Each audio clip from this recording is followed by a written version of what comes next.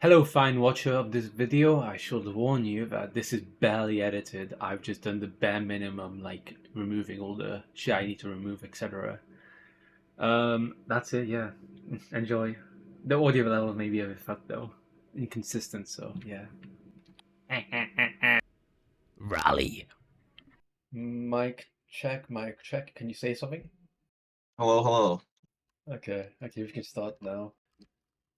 Let me Okay. pull up the questions. Alright. Do you have notes by any chance? None, but I did look through the question, so I have a slight idea of what you might be asking. Okay, good. What is your least favorite race, skin color wise? What? Skin color wise? Oh, I think it might be brown people. Not That was black, brown people. a trick question. You were not meant to answer that. Okay, anyways, hello, welcome to the HKM Hello.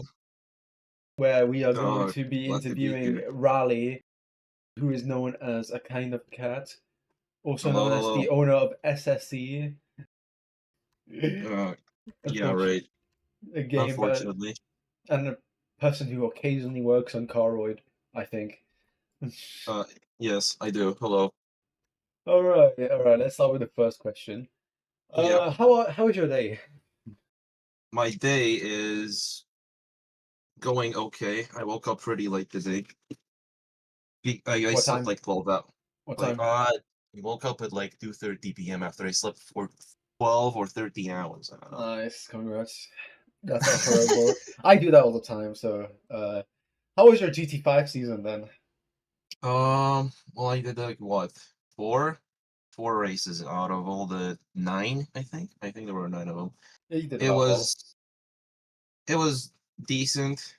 I think my best race was Long Beach, and my worst was definitely Interlagos for the send-off. Yeah.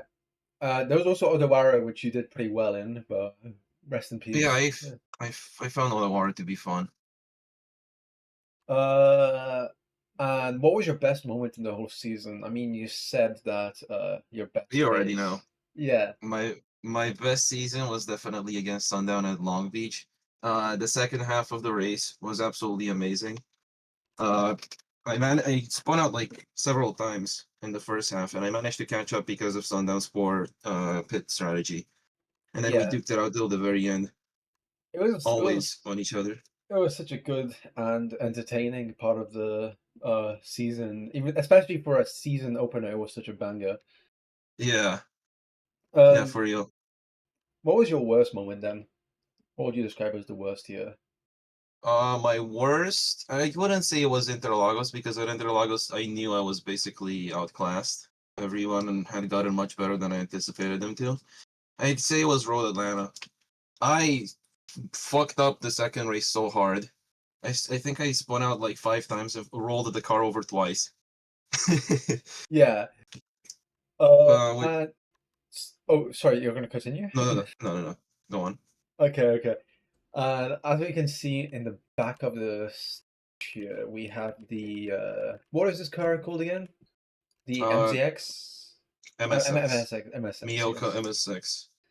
Very lovely looking car with an amazing livery. This was the Interlagos livery. Yep. The one And that also you. the livery I like the most out of all the ones I did. Okay, I should have fixed the clipping to be fair because I'm using. Uh, And it's one of the yeah. It does. Yeah. heavyweight bias in the season. Yeah, it could not keep up with the heavyweights, but in the corners it did catch up really, really hard.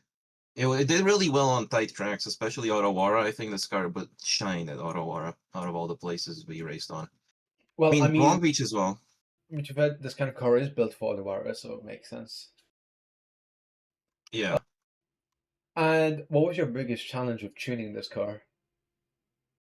Uh, I don't know. I didn't actually tune it much. All I did Oh, right, throughout the Benji did season, it. Yeah, yeah, sorry. Benji did the original tune, and then throughout the season, all I did was find uh good final drives for me. When Benji Quite wakes up from racist. his eternal French slumber, I'll have to ask him. Uh, uh, yeah. uh, the main reason you chose this car, what was it? It was just because Well, you I felt like figured it. I wanted something sporty and that I could throw a cool body kit on. And that would definitely was not another old American muscle car. It was gonna have to be something Japanese or European, but I don't have many Europeans in my lineup.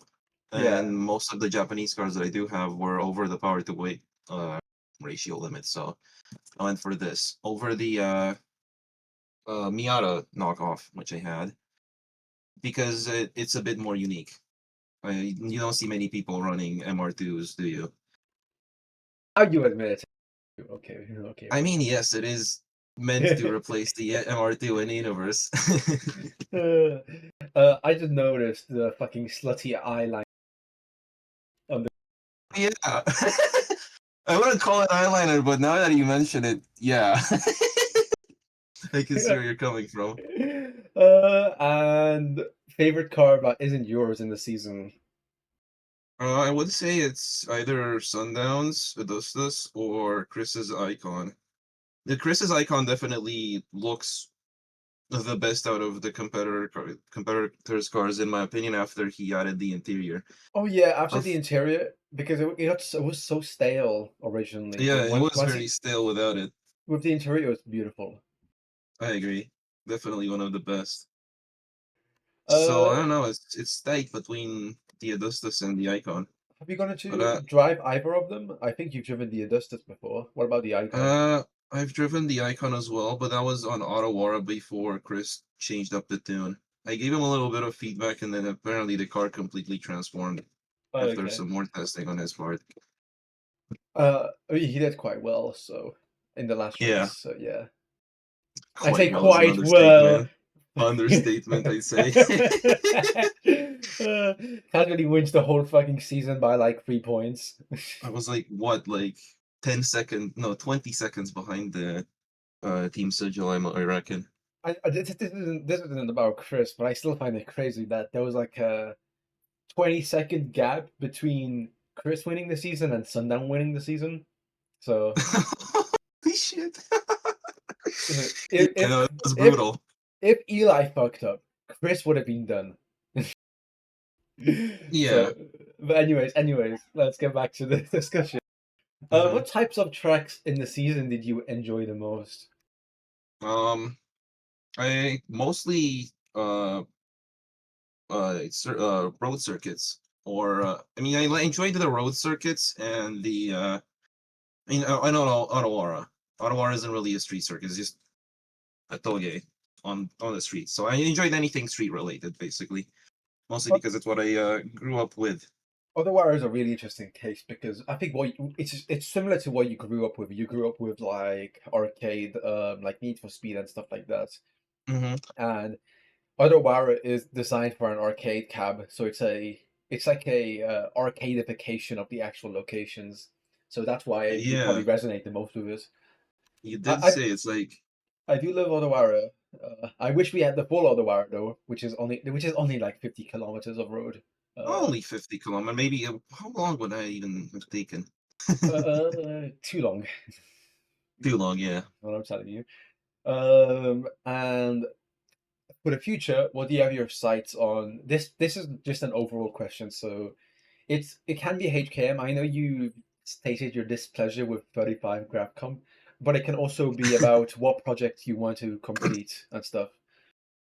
Um, okay, well, for HKM, I'm thinking of not racing anymore, mostly because I've had my fill and it's for the most part kind of unsatisfying. I've only really had a lot of fun in the Battle of Sundown and in practice on Ottawa with Chris because the races were close. But everything else, the races felt kind of like I was just, doing a time trial. That's fair because most of the time that is basically what you're doing As with no as collisions. as for the my other projects, well, I've started a rework on the SSE map. I've sized it down to a more workable scale because there's only two of us working on the map. And otherwise, I'm working on Caroid, trying to add more cars to the Yeah. game. Are you working on the really right now? I love it. I know absolutely nothing about it, but I just love the way it looks. Yeah, it's British, which The is Brits can the cook, man. most unfortunate thing. Uh, and I think that is it for all of the questions. Do we have Yeah, I anything think that's else to it. discuss, really? What I was your doubt it. what was Yeah, your go favorite on. incident from another driver? Uh, I am not sure. Uh, Because I don't think I was there to see most of the incidents. I don't enjoy laughing about people's misery. But it honestly, Turbo's crash out was really funny when their ISP disconnected them. Yeah, fair enough. I think one of the favorites that I actually got to see with my own eyes was when was it Cash or Chris? I think it was Cash. Cash. When Cash completely binned the race and they had to do a redo to make it fair, Oh, right? oh Or was yeah. it Chris? I think Chris binned the race and Cash won. It And was they it had was I think it was fuck. This was Odobara. It was one of yeah. the races. I think I think Eli fucked up. Uh, and then Chris. I'm not sure honestly. I don't remember. It was the other way around, but I remember one of them flew off the map entirely. I just remember both of them fucked up. And Eli abandoned his teammate when his teammate fucked up. Not very Or sportsmanlike. was Or that Chris? was I it? don't know. It was one of them. I'll have to check. Maybe when I'm editing Nonetheless, this. nothing about GT5 was sportsmanlike.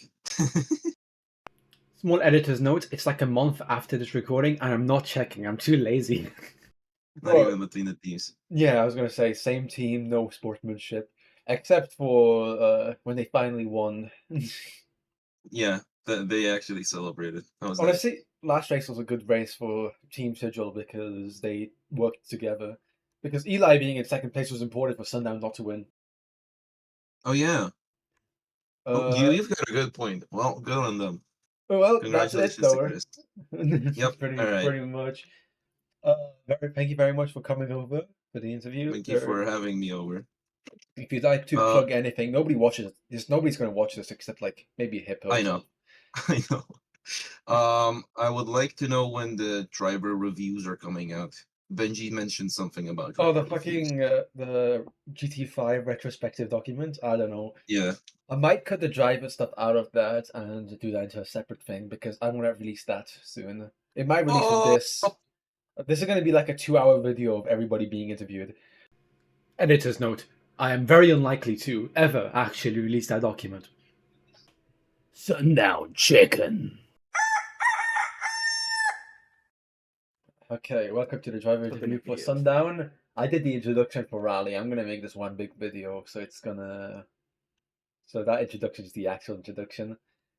I'll just start asking you questions, and I might do it in Okay. I might do it in a random order for fun. Actually, no, that's not a bad idea. Anyways, how was your GT5 season?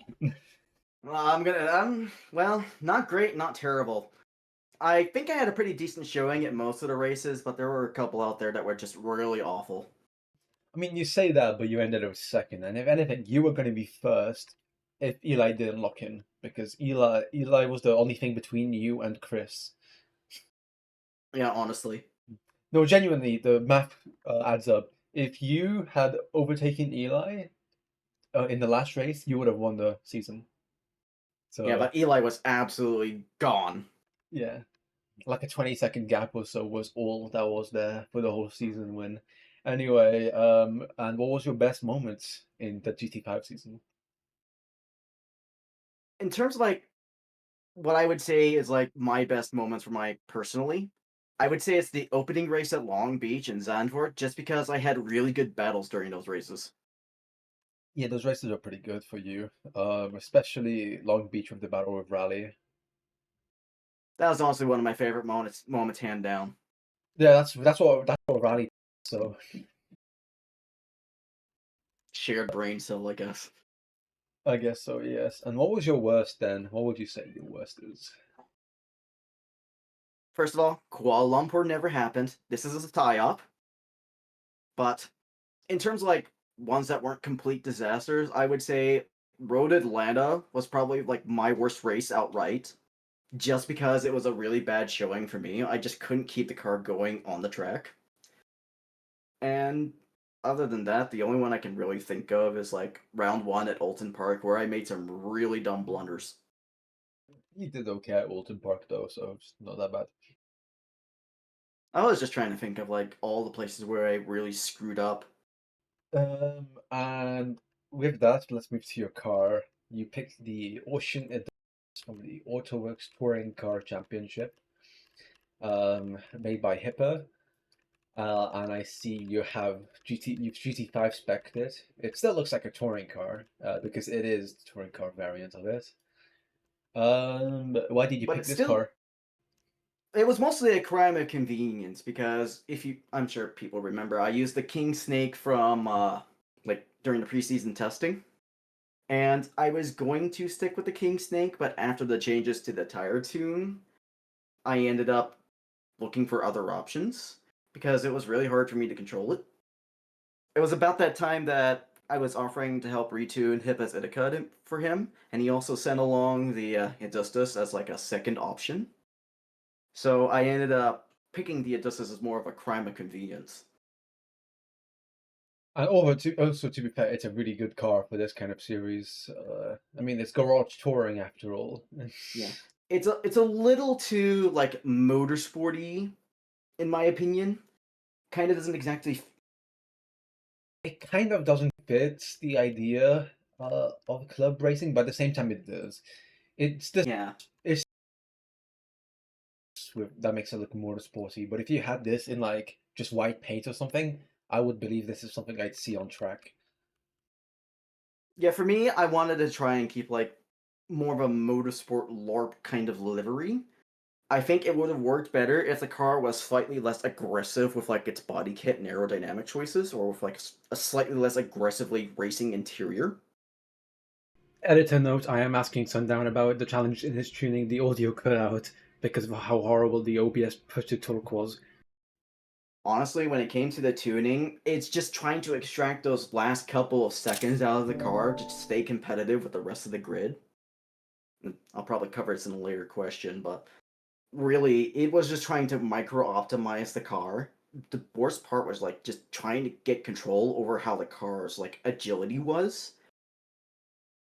The original tune is pretty good in terms of like weight transfer and getting it to slide around corners, but that also means it brutally murders the tires. And tire wear was like a big issue I was dealing with that car. Car as well, where you're begging.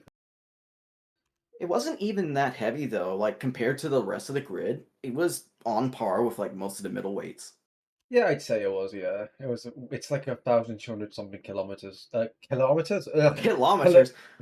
1,200 kilometers. Fucking kilograms. But yeah, Kilograms. kilogram. Speaking of, like, when we ended up like changing the tires to benefit lighter cars a bit more and to punish heavier cars, the Odysseus actually picked up a very small amount of tire grip, so Just a tiny I bit, but yeah, yeah. helped a bit though, because this car still did pretty well throughout the whole season. Uh, let's see. Let's go through the other stuff here. How did the car progress through the season? I mean, you already said kind of it, but anything else about the progression? Well, aside from like adjusting delivery to make it look slightly less ass, mostly it was just micro optimizing the tune, slightly just toning back how slidey the car was. I think that actually kind of ruined my performance on Interlagos during the last race. I ended up tuning out pretty much all the slidiness, which meant I couldn't just chuck it through corners anymore. Yeah. Other than that, for like Laguna Seca, I ended up downscaling the car slightly to get it at a more realistic scale. Actually, was it Laguna Seca or no, I don't think it was Laguna Seca. I think it was just for Interlagos that I scaled it down a little. Yeah, it was just Seika at all, but it was something you were doing during Interlagos practice. and it helped the car out quite a bit. It's not a giant anymore. Yeah, it's more realistically scaled. I remember I don't was it either Turbo or Glaze that walked into the server with me. I was like, well, that car might be a little bit too small, but I pulled up beside him and I was like, oh, okay, that's reasonable. Yeah. I think Chris also downscaled his car at some point. I forgot though. And what is the favorite car of like the rest of the grid that is in yours?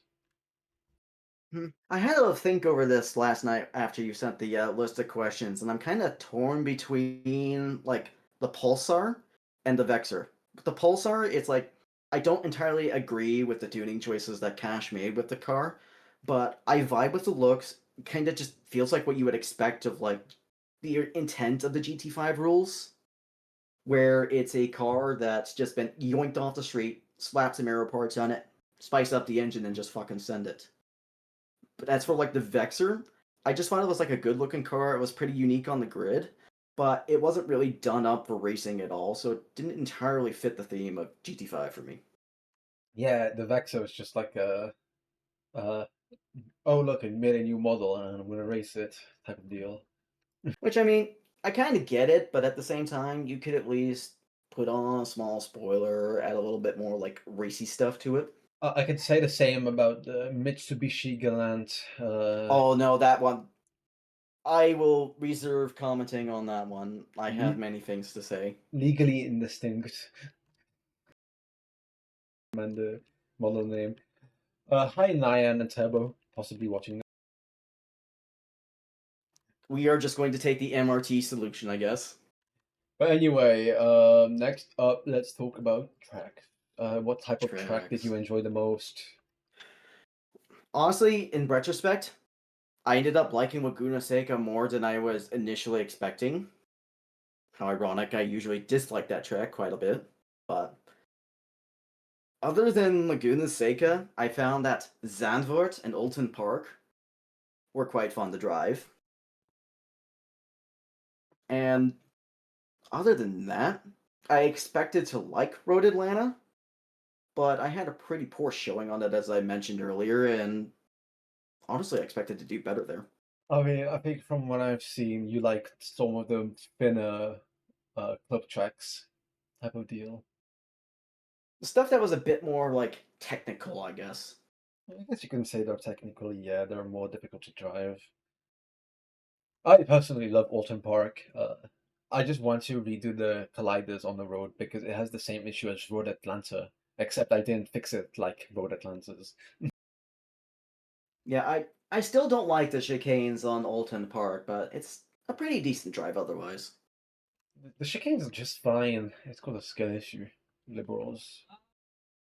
Honestly, it's that turn after the chicane that's like really interesting to me, just from like a challenge perspective, because it's got that weird double apex thing going on to it, Yeah, and you have to brake in such a strange place just to correctly hit it. and that's what makes it great. It's awesome, I think. But yeah, my personal opinions aside, I'm not interviewing myself here.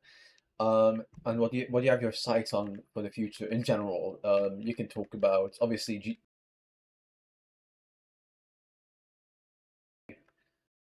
So I mean, I've probably mentioned it, or well, I have mentioned it before, but I'm still working on the cars for my specific like driver school series. I am doing some initial drafts. I think I've gotten like the rear wheel drive cars down pretty good. I'm still working on trying to get the front wheel drive cars competitive. Benji's helping me out a little bit for that. But other than that, if GT5 starts up again, I really want to focus on trying to bring something weird for GT5. For just I don't know about GT5 coming back, but I wanna do a slower series. It's probably gonna be GSRX Season 2 that I'm thinking. But with GSRX Season 2, I'm gonna do it less like the evolution from GS1 to GT5. It's gonna be more like just sticking with the theme of George Series 1, so you can have goofy shit. Yeah, that was my thinking because I want to bring something silly. I think a lot of the reason why I struggled in GT5 in terms of like not taking it so seriously was because I ended up making a super serious car for it. I think the most fun stuff comes when you have no seriousness. So Just bring a I, freaking the, minivan or something like that. I mean, GT5 became super competitive towards the end, but I didn't like about it that much. Uh, the kind of competition that started growing up and the toxicity with some people, it was not good. But yeah, Yeah, I do hope think there's more we can do to tone it down in the future, but at least with the driver series, it should lower the burden and we can experiment some more stuff. Hopefully, with more competitive racing, while still being fun. I'm yeah. going to be working on that randomizer series. I'll probably announce that pretty soon. Although I'm not expecting for it to start up until late September, and that On the implies yeah, go uh, ahead. that implies I'm comfortable with my education situation at that point in time. And Mm. yes, what were you going to say? On the topic of a less competitive series, that's what I was trying to work on with respect to my the driver school series because it's not just going to be about driver training. I want to have like a relatively close set of cars that everybody can race, not just like the newbies, but for like our more experienced drivers as well. So we can get some nice close racing that's not super competitive. I'm not tracking points. I'm not doing any of that jazz. If anybody wants to do that themselves, they're more than welcome to. But Sub in particular. And I have one question. I also asked this Raleigh that I came up when I was done interviewing Raleigh. What is your favorite incident from another driver? So, for reference, mine would be Turbo's crash out was probably one of my favorites. But what was yours? honestly, honestly, that is like the biggest highlight of GT5 in terms of like a crash out. But the more I think about it, Glaze just constantly crashing out after every race was always worth a chuckle. Just because we all know he was doing really well in the races. The more he crashed out after a race, the better he would do in the next race. That's the thing. He loves to complain. I'm gonna confront him once I do an interview with him, but he loves to complain before a race, and he loves to say, "I'm not gonna be able to do this." And then as soon as he gets into the race, he does super well. It happened for every race. I'm pretty sure. I think At least until he started the Akuma lawnmower incident. we don't talk about that. But I think that's it, though. There's no other questions I'd like to ask you. That's about it. Thank you very All much for right. coming over. Hipa's account for glue. I mean, there's not much to say about you starting off. You participated in a few races and then decided to become the retiree driver. Yes. And I think the only retiree driver, we're not counting Raleigh because Raleigh unretired. Yes. But how was your GT5 season until you retired? Um, I liked it. It was pretty good. It was tremendously difficult, uh, for the most part.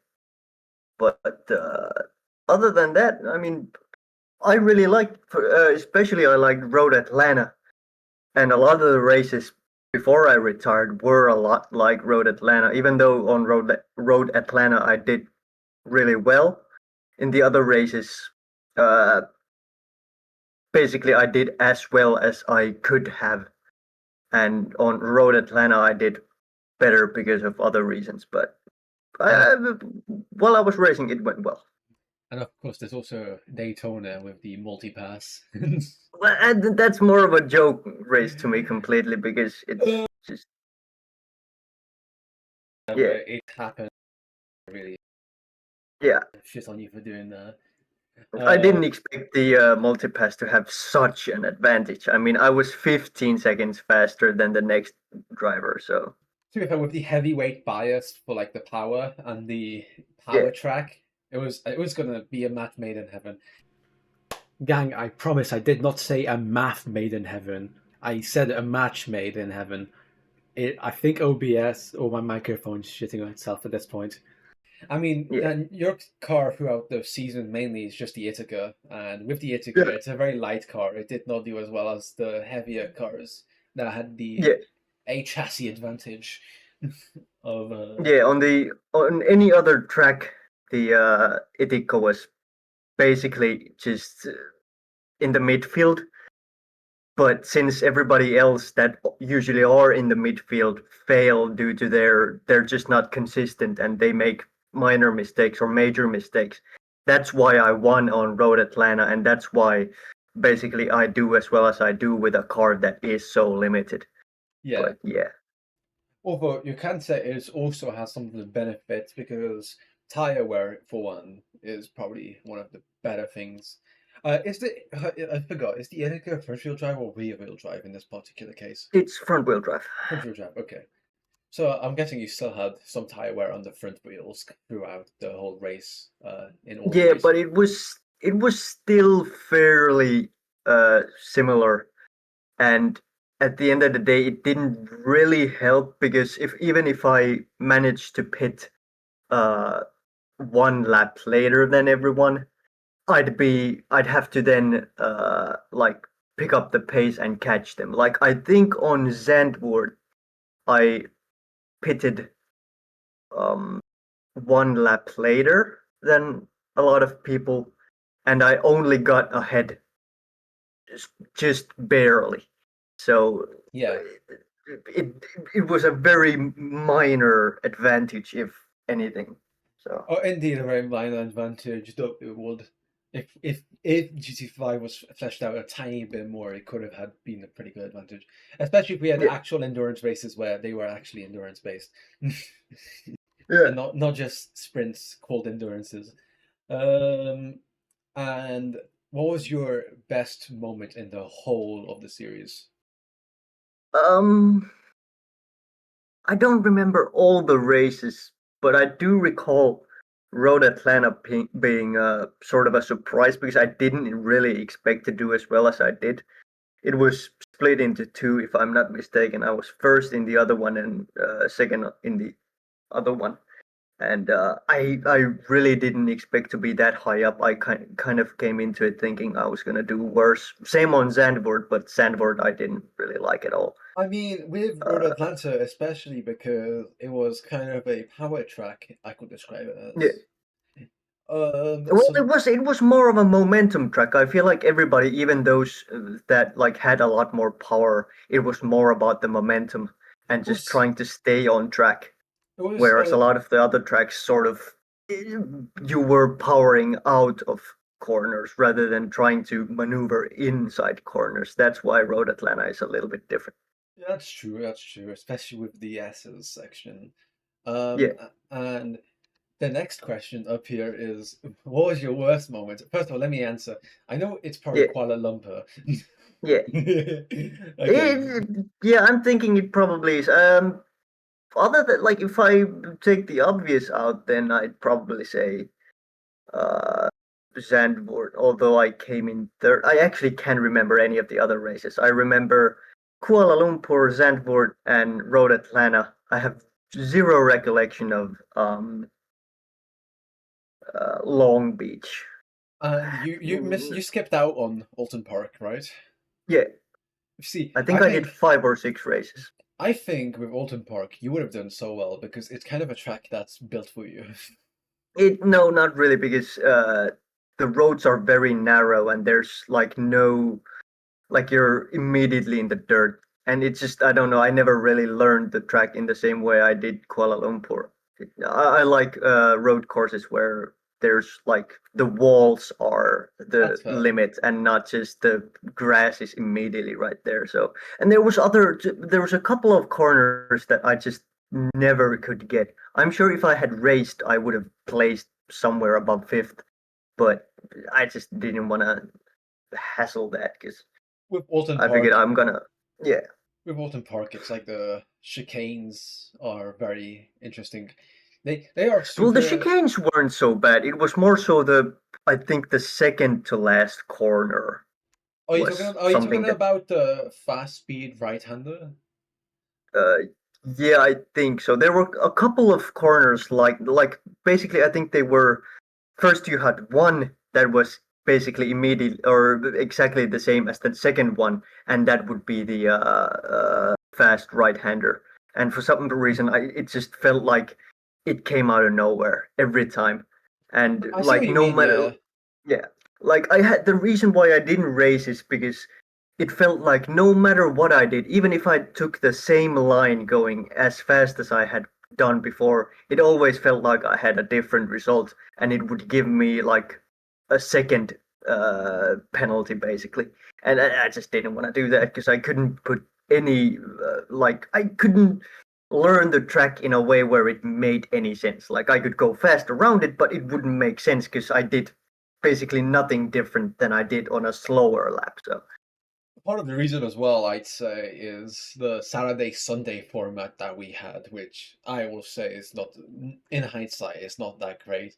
We got so yeah, many races within 1 month. We got like 9 races in 1 month, at the cost of everybody's mental sanity, because yeah, Saturday you had to practice for the Saturday race, tune your car, and then very next day, Sunday, you have to do another race, and yeah. Well, motivation I might drop.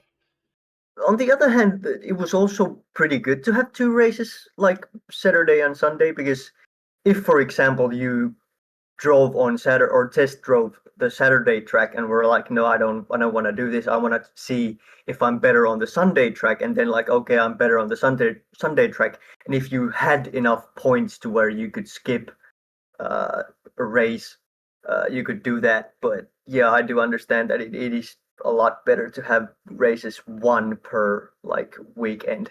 Yeah, I think your So, and mindset. especially since like we had um, GSRX and then a second race on the same day and then the next day. So Yeah, I think that mindset is fine, but you have to remember a bunch of people don't agree with that. So yeah, unfortunately, we can't do that. Especially in the future for GSRX Season 2 and stuff, we're gonna avoid cramping series up in places.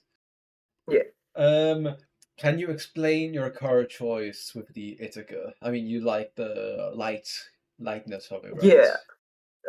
Yeah. In the first series, I felt like a light car helped, and I'm sure if I had gone a little bit heavier in the first series, I wouldn't have had the same issues that I did during the series and then GT5.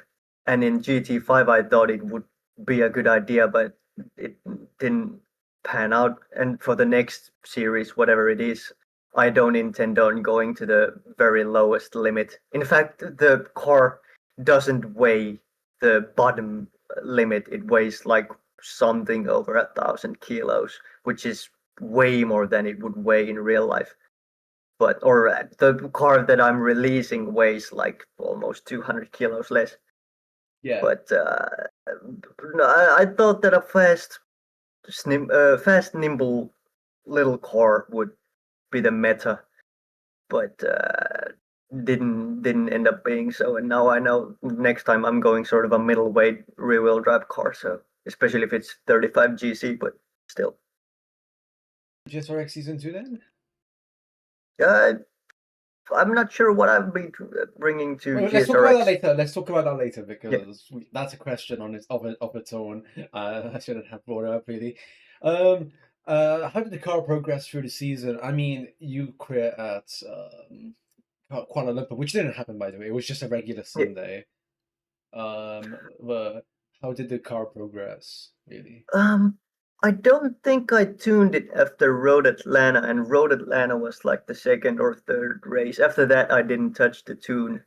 Just delivery, right? Because Yeah, you've gotten a lot more interested in doing texturing, which is great because it's been yeah, awesome seeing you actually texture stuff. yeah, that really has improved and like made my modeling progress faster, and it's much easier to do things. And not But to yeah, the so, livery is basically the only thing that changed after like well, those were the only changes, and maybe some other minor visual things. But in terms of how the car handled, I didn't I didn't feel like min maxing the car because it felt like no matter what I did, it didn't bring big enough results. Like it was marginal results at best. So I felt like I'd much rather spend the time just trying to learn the course than trying to tune the car and then learn that tune per course. So that's why that's why I didn't tune the car after Road Atlanta. I think there were 3 races after Road Atlanta, maybe 4. I can't remember. 5, I think. Yeah, but one of them was Daytona. So Oh, yeah. Sorry, I forgot. But yeah. And going on to the next question. Favorite car that isn't yours in this season? I think it's pretty obvious that it's Sunny's Edustus. It's good to see that it finally gets to race and actually does pretty well. And I'm kind of still hoping that we get a touring car class. And I'd like to see more people make new touring car or like new projects for 90s or 80s touring cars, just so that there's more. Because last time the people who actually did race the cars that they made was very small numbers of people. So, like, whenever I saw the Augustus, it made me want to race with the Fredka. Yeah. So Yeah, a couple of times I thought maybe I should run the Edustus as well, but I wanted to give the Itika a little bit more. And seeing as the Edustus didn't necessarily do all that well each time, or it wasn't that consistent, and just driving Sonny's car, I could feel how heavy it was, and the way that I tuned it was very light. And so trying to find something that was sort of a between point, I don't know if I could have done that very easily. So I'd rather just stay with a light car that was also small and nimble. Quick back to the livery thing. I think if you had Yeah. Substance Painter, you would be unstoppable. That's what I wanted to say. What types of tracks did you enjoy the most? I mean, you like Kuala Lumpur, even though it was a fucking shit show for you. As a Yeah, track, you no, liked it.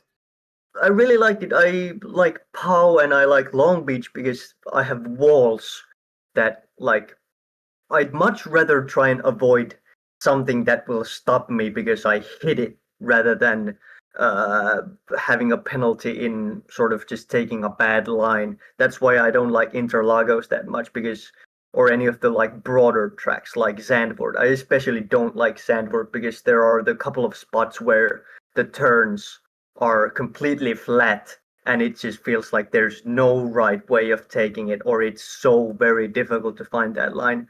Whereas tracks that have the walls right there next to you, it's much easier to tell where you are and what lines to take. So that's why I liked Kuala Lumpur. Road Atlanta didn't have the walls right next to you. It felt fast, like taking.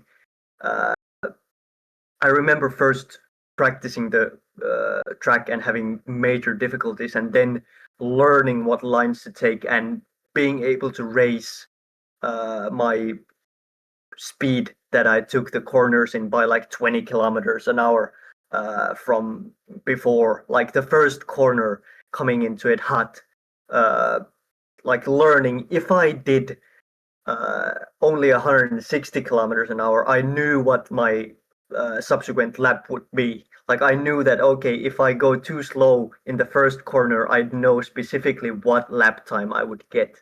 And so I always knew that okay, if I can get it to 170 kilometers an hour, or even just hit that, I'd know okay, this is going to be a fast lap. And that's why I really like Road Atlanta because a lot of the corners I got down pat with the speed. So that's why I really liked it. And I didn't make any mistakes. That's one of the reasons why I did so well is because Rally made a mistake, and that's why he didn't win the second race that he raced. He won the first one, and Chris, I feel like he could have won, but he also made a mistake. I don't know what happened to Sonny. I don't think he was in the contention in the like 1, 2. I think he might have been 3, 4. I think it was And 3-4, yes. yeah, I think he was alongside Chris pretty much. I yeah. forgot though. But that was basically just the reason why I did so well is because everybody else didn't do so well. So that's the whole car basically in a nutshell is it does well only if nobody else does. Overall, what do you have your actually let's do a bonus question first, which I've asked Sundown and Raleigh as well. I need to move this question back into this. There we go. Favorite incident from another driver? For me, it was Turbo's crash outs over the ISP. What was yours? What was your favorite incident from a driver? Uh, well, I wasn't in the call anytime, so I did watch most of the races back, just to see sort of what the other people were doing. But uh, How many I think incidents? I think my favorite one was in Road Atlanta where I was so manifesting like please I think it was race 1 and it's like the at the chicane like the very last bit at the chicane he loses it and I was so hoping please because he was gonna fucking steamroll me and I wouldn't have had a chance. But I knew that he was gonna make a mistake somewhere and I was just hoping for that. And I saw it happen and I was like, yes, I knew this would happen. I prayed for this and it happened. And I was like, yes, okay, now this race is mine. That's So pretty that was funny. that. I think that was my favorite sort of fuck up from anyone. Any other fuck ups I didn't really see. Never really was at the like. I feel like any other fuck ups, I was a few cars behind, so I didn't witness it, or I was a few cars ahead, so I didn't witness it. So that's why I didn't really I have mean, any other moments. unfortunately, with the streams as well, is because I only have one camera perspective at all times for the Yeah, stream. I can't just go back and see a fuck up. So yeah, I miss out on a lot of those. But I do hear the crash outs pretty fucking yeah. often. Um, anyway, and what do you have your sights on in the future? Um, Basically anything to do with 35GC. Right now, I know Benji is tuning his cars to be 0.2 power to weight ratio and still figuring out the grip. I think that's a little bit too much power for 1.3 friction. If we're gonna be racing it, especially for like a lot of people, there are still a lot of GT5 drivers that just really need that driving lesson or the driving school, which is another thing that I'm looking forward to. Yeah, But as an instructor. right now I'm a little burnt out on, or at least I'm not in the groove of driving. I've been modeling a lot more, but this car that I'm working on, I think, is the next project that I'll be tuning and then getting back into driving and seeing I mean, whatever new things happen in HKM. recently, because it's the end of the season and that we're not doing any racing anytime soon, everybody's started going off back into their normal things. Yeah, Hopefully, we can get everybody back in for kind of autumn winter period yeah, with the rally stuff and among other things like the driving school, etc. But yeah, that's it from that. yeah. Um, I'm trying to think if I can bother you about anything else really. Do you have any idea of what your car will be for the season 2 for GSRX? Um, if it's GSRX, so basically, uh, sort of dirt cheap cars, but still dirt fun racing. Yeah. I was thinking of using the Lindu, the 70s muscle car, but I think it's a little bit too big. I might still use it from time to time, but the car that I'm making now, I think, is a lot more, well, it's a lot more meta. I think it's about 1100 kilos. So tuning it for any sort of power should be rather easy. You're But then talking again, about you're talking about the rear engine car, right? yeah. Yeah. And I was just about to say this is my first like actual rear engine car. So maybe it isn't very meta because it's first of all a completely different handling characteristic that I don't think I've ever tuned for. I've only done like High rear power. mid-engine. Yeah. Yeah. So The most important thing with those cars is the pendulum effect and the yeah, weight distribution. Hopefully, if you get those down, it might be an interesting car to drive. yeah. I've never tuned for like first of all because the weight is going to be completely at the back. I've never tuned for that, and I already have a lot of cars that have the pendulum effect that are front wheel drive. So How the fuck? Yeah, like especially the if you remember how the Edustus ran in yes, the in AWTCC. Auto Touring Car Championship, the Adustus was quite a car. It was a vehicle of all time. Yeah, but a lot of my other cars still have the same sort of effect where like once it starts to go, like you really have to be on it quick. You have to be on it before it actually starts to go sideways, or Yeah. otherwise you have no chance. And I think with this car, it's gonna be way bigger of an effect, and trying to tune for that is gonna be such minutia of just tuning simple values and everything all at once. Yep. So but I think it's gonna be fun because I still intend on the car being as heavy as it or the weight of it and the power. I don't know what the power to weight ratio would be, but then again, I'm gonna figure that out for whatever race series we have. So What's the last time you released a car?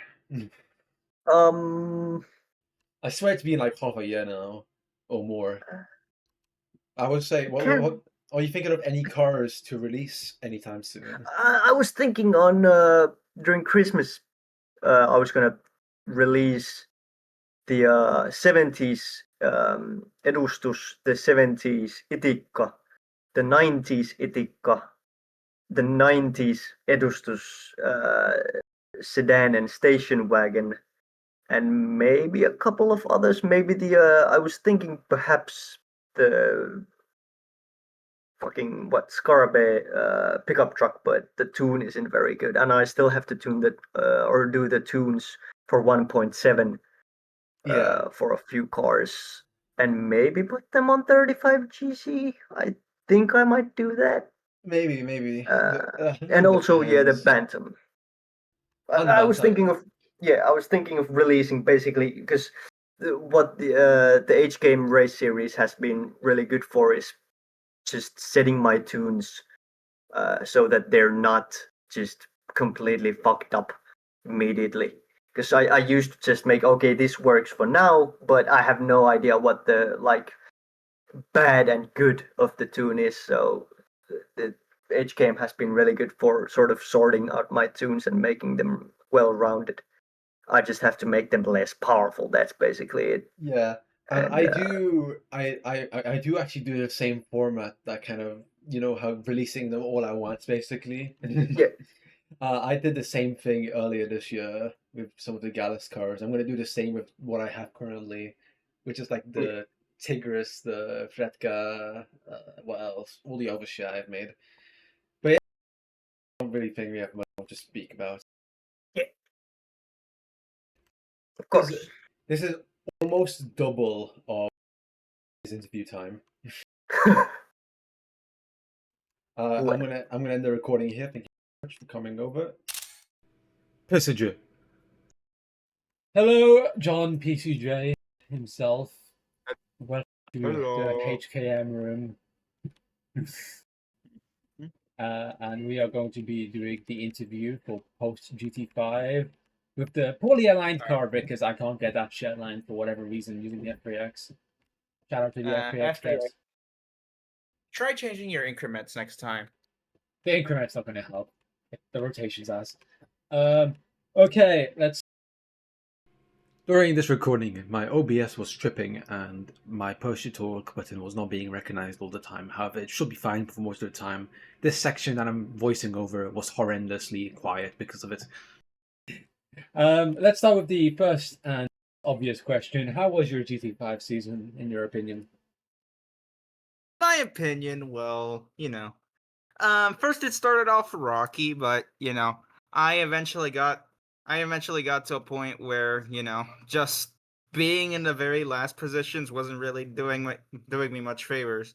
I mean, yeah, overall I ended up in the middle of the road, but I mean, it's better than being last or not participating at all. Unlike what I did in Garage Series 1. That is true. What was your best moment, though, in that whole season? Best moment.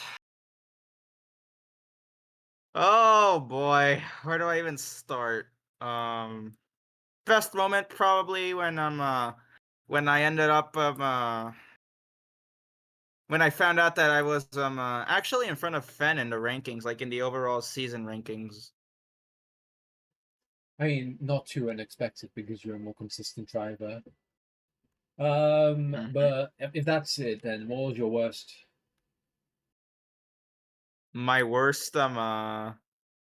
it had to be with my tuning. It was absolutely outrageous before Benji fixed it. Even then, it's slightly worse, but it's better than what I had before. I'm gonna be real. Yeah, your old tune was horrendous, honestly, and it drove like an actual boat. Yep. Speaking of tunes and cars, let's move to your car. Can you explain your car choice? All right. So this right here is my 81 Admiral Deluxe. It is a literal fucking land barge that I modified because, it's my brand. And it's also a land barge. And it's a V8, so hella cool shit. I'm gonna be real. Indeed. And the boat icon, the Wave Riders. Sorry, Wave Rockers Racing, which is your racing team. Yes. For heavy Yeah. cars, of course. Of course. I don't think you have any other members. Yep, nobody wants to join, so not like I care anyway. Nobody enjoys heavy cars. Wow. Okay, and what was your biggest challenge of tuning it? Because I mean, it did struggle initially, and Benji made it better. But in terms of what you tuned or what Benji tuned, what was the hardest part in this car? I think it had to do with the suspension and the wheelbase of it, because if you look at it before, it was like hella big. It wasn't really in the best proportions. It was like bigger than it was probably the same size as Sundown's Intercontinental, the one that he used during GSRX Piniki. Yeah, So actually, yeah, I don't that think was. it's as big as that thing. That thing is fucking huge. But But I mean, size, it was. size definitely also a problem. I can see that. Um, and how did your car progress through the season? I mean, in this final version of it, it has a lot of like sponsors and stuff. But was it like that at the start? I forgot. So Yeah, it was like that at the start. However, I lost some sponsors because of what I said. What I said about only being there for the fun. Yeah, apparently wow, sponsors don't like that. Sponsors don't like that. that's crazy. So you only sponsor yourself now. No, I still sponsor I sponsor Expedite and Envo, and I also became a Chinese shill in the back. Oh yeah. So Yeah. a Chilean flag. I okay, bro. Sorry, I like pissing off Texans by saying it's a Chilean flag. Um, Yeah, I know. okay, I overall in should have added this, a Mexican flag instead. maybe. But overall in this season, what car was your favorite that wasn't yours? Okay, so looking at what I see over there, nah, not those. I'd say that my favorite was probably the Icon that Chris drove. That was a pretty fucking cool car, and it really developed quite well over the season. It's in the just sitting Yep. waiting for Chris. I think Chris is in the VC, Mm. right? Yeah, he is. I might drag him in there. Yes, he is. He's waiting. They all Um, joined after I started waiting. all right. And what type of track did you enjoy the most in the season? Okay, so I enjoyed most of the street racing circuit. I enjoyed Kuala Lumpur like a lot. That's one of my favorite tracks. Okay. Yeah. Oh, yeah, they get a bunch of silence. Oh, I think I talked about how. I don't know. Actually, I don't know what the fuck I talked about here. Just guess. Figure it out. You get my point. Yeah. I liked it because it actually challenged my like since this car is absolutely fucking long, it challenged my ability to see where I was going. You gotta go this corner like over here at this angle. You gotta take it over here at this speed. All that stuff. Gotta be careful with it, cause otherwise you might end up slamming into the guardrail, just like I did before that day. And in terms of incidents from other drivers, what was your favorite? For example, there was like Turbo's crash out when the ISP disconnected him.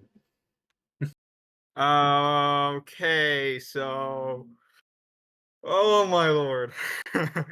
Well, this actually didn't occur during during any actual races. It occurred during training. It was Cash fucking slamming the wall over at Alton Park. He brought the tiny blue monstrosity out, and then he just fucking sent the nitrous on it and then just spun out. Alton You Park, saw the video interesting of that? incidents. Yeah, I know. Yeah. At this rate, just blame PCJ for existing. I witnessed Yeah. that with my own two Yeah, eyes. good shit. I guess I'd count that as an incident, sure. It was during the HKM. It was during the GT5 happening, so close enough. And now in the future, in both outside of HKM slots and in HKM slots. Probably make more cars, make more shit boxes. See what's try and increase my my brand the recognition of my brand, because I've enjoyed like fictional cars ever since I don't know, since the age of 9. And look, here I am. Here I am almost 8 years later making my own shit. Indeed. Yep. That's just it. You're planning on improving the Admiral models and stuff like that. Yes, I plan on improving most of my model quality. In fact, my upcoming model, the Somerville that I teased not too long ago, not in industry chat, but in overall small screenshots, it's going to be a lot better quality. It's going to be a lot better quality.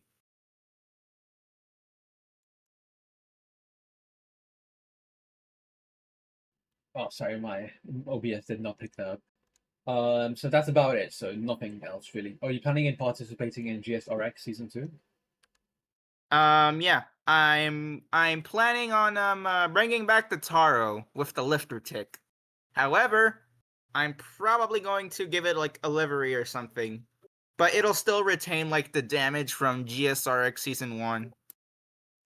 It'd be interesting to see, and hopefully it does pretty well. And hopefully it does better than it did in season 1, where it didn't do particularly amazing. I think that is it, though. We can conclude this interview. Thank you very much for coming over. All right, that's good. And I will proceed to... Oh my god, we have a suicide. That's crazy. Alright, get yourself out of here. That was it for PCJ. Benjamin Franklin, the road maniac. What is up, Benji? How are you feeling today? I guess good. Are you sure? Maybe. Maybe? Well, you're French, so that's kind of a debuff by default. Oh! You're going a bit with the lighting that we have set up here, which is interesting because you're yellow. Let's get this interview started. Okay, the first question that I always ask everybody, how was your GT5 season? It was okay to mid, I would say. It varies per track. Okay. Why? That's a problem with my car, you see. Yeah. Wasn't to be that good. Even not being tuned well enough, really, to compete in the higher echelons of the competition. What was your best moment though? Then, in terms of that. Unluckily, Kuala Lumpur. You're the third person to say Kuala Lumpur for this. Why? Why? You say? I suppose it did good in Kuala Lumpur. I was familiar to it. That's true. You did. I think you did quite well, and you're the one of the people like Hipa who prefer tight tracks with no track limit really, where you have to just deal with walls. Yeah. What was your worst moment then in terms of GT5 overall? Probably the war. Okay, that's. I think you got knocked out and then knocked out again. I forgot. What was it like? Well, my car was horrible for this track because of the side axle and bad things happened. And you didn't win. I mean, I did technically retired from the race. Oh right, and during that race, you were also dealing with something even worse at the time as well. Yeah, Let's move to the next question then. Let's talk about your car, which is the interesting thing about GT5. Everybody brings their own car.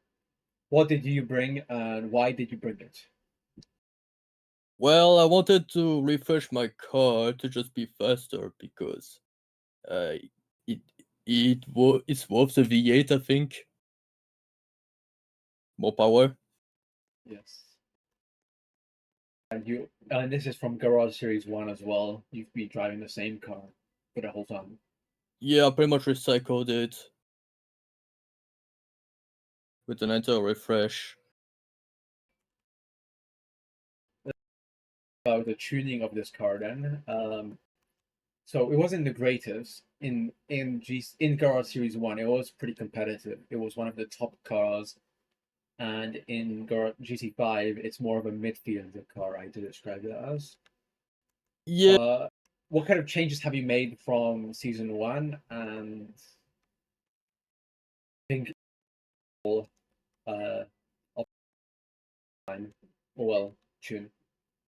well, I swapped to a better transmission, to a better engine, supercharged it, better wheels, it's more racing type than just steels back then.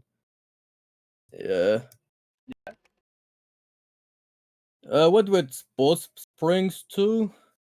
Forgot which. You use real values, didn't you, as well? You do that quite a bit, I think. Yeah, I do use real values from aftermarket parts. I think at this part I was just talking about his car being a Ford Fox body. Yeah. Oh well, not even legally distinct, but yeah. I mean, I did vectorize it over time at least. So it's a bit less compared to before. Let's just say that. Here I was asking the Frenchman what his favorite car was. That was not his car or Raleig's car. Which one was That's your a favorite? good question. I would say Hipa's car surprisingly was good to drive. His car was very unique. It's a I only tried out the Zika by far. It was surprisingly easy to drive for having no assist. I think because Hipa drives on keyboard maps and similar weight that you do, so Yeah, I think it's the same ending model. yeah, the kind of same fast steering setup, etc. Yeah. Uh, Here I asked the Frenchman what his favorite track was. That's also a good question because most of the tracks I find them okayish to bad. Okay, I would say Kuala Lumpur again. yeah. Similar to Hippa and PCJ, who both answered Kuala Lumpur as well. Yeah. And I'm guessing you're going to like it for a similar reason to those two, because it's a tight track, and it feels like you're. I don't know how to describe it, but I mean, it's covered in asphalt. I don't like tracks with grass. yeah. And by the same definition, I'm guessing you like Long Beach as well quite a bit. Not as much because it felt kind of more empty, in my opinion. Really? You didn't like it that much? Okay, interesting. Yeah. Kuala Lumpur, in my opinion, is just Long Beach but more boring. So Damn. here I ask the Frenchman what his favorite incident from another driver was. I would say Sundown's crash at Daytona. Oh, okay. I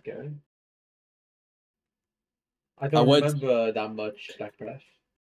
I tweaked over it because at least I knew I got a chance for top 3. What you have your sights on in the future. We are like, for example, GSRX Season 2 and stuff like that.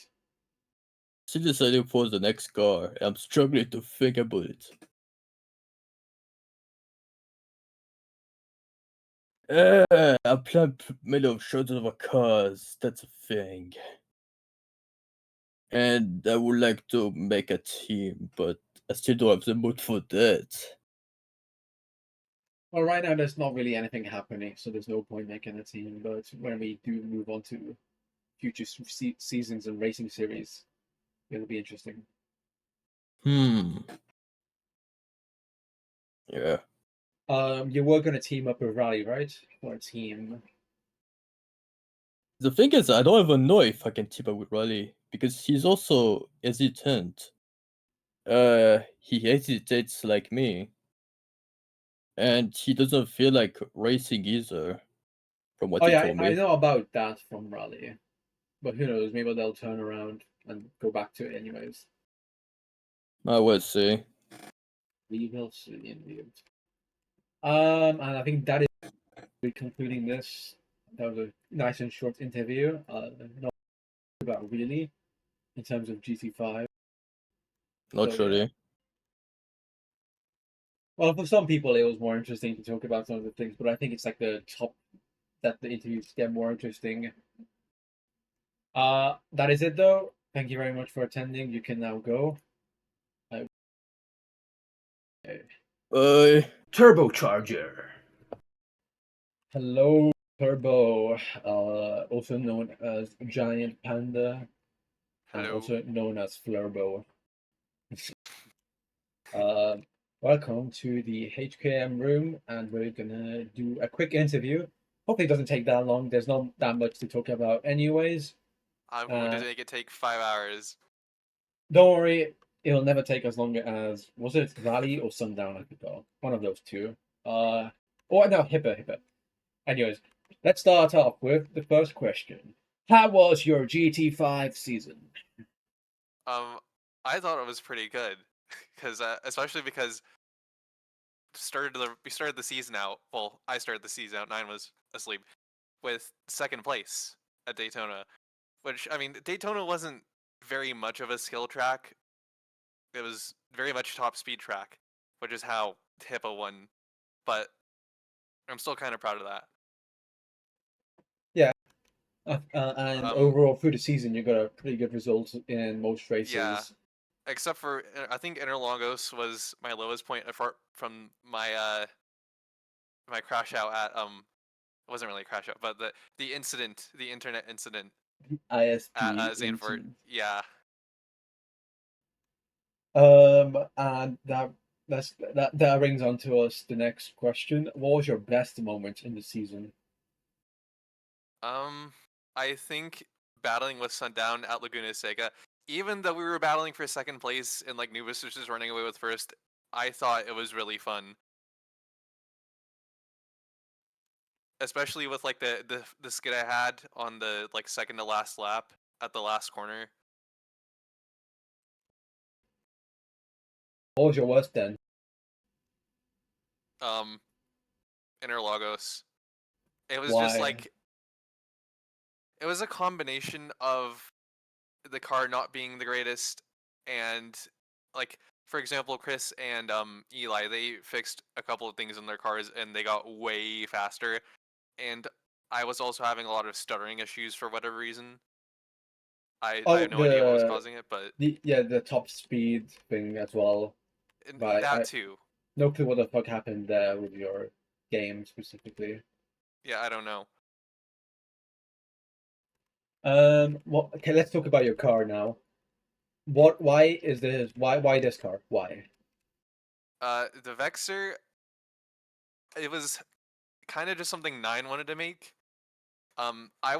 Starting out in GT5, I had no idea what car I wanted to run, and so I just let him pick what he wanted to do and model it, and I just went with it. The Valiant was a result of me finally figuring out what car I wanted, and then me telling Nine to model it. But it was also a favorite car, so he did have some reason to make it. Yeah, The Valiant. and the Valiant was also just a Mitsubishi Galant, Yes. but no changes. It's basically just there's nothing. There's a bit of legacy in there. There's a tiny bit of fictionalization, sure. But anyways, enough joking around. What was your biggest problem with the tuning of the car overall in the season, and how did it progress? Consistently, I think the main problem with both of the cars throughout the season was tire wear. I think it's just a thing with all of the real drive cars, because with front wheel drive, when your front tires wear out, because your front tires are going to wear more than the rear, you just understeer. You don't really spin out. But with the real drive car, you kind of just die. Yeah. And this was the biggest problem with the Vexor, because the Vexor was running much more camber than not the Vexor. This was bigger with the Valiant because it was running much more camber than the Vexor.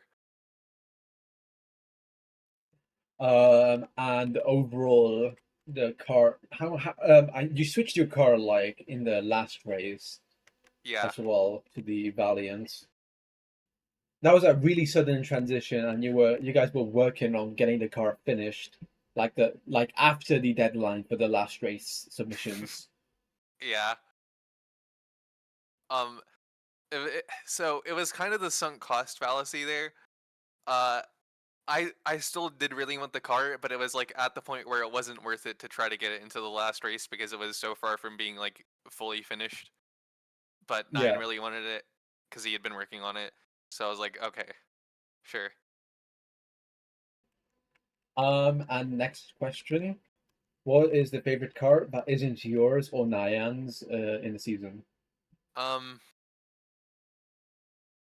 want to say the Dustus, but I think maybe the Vertex, because it was being driven by the person who made it. I don't know. What?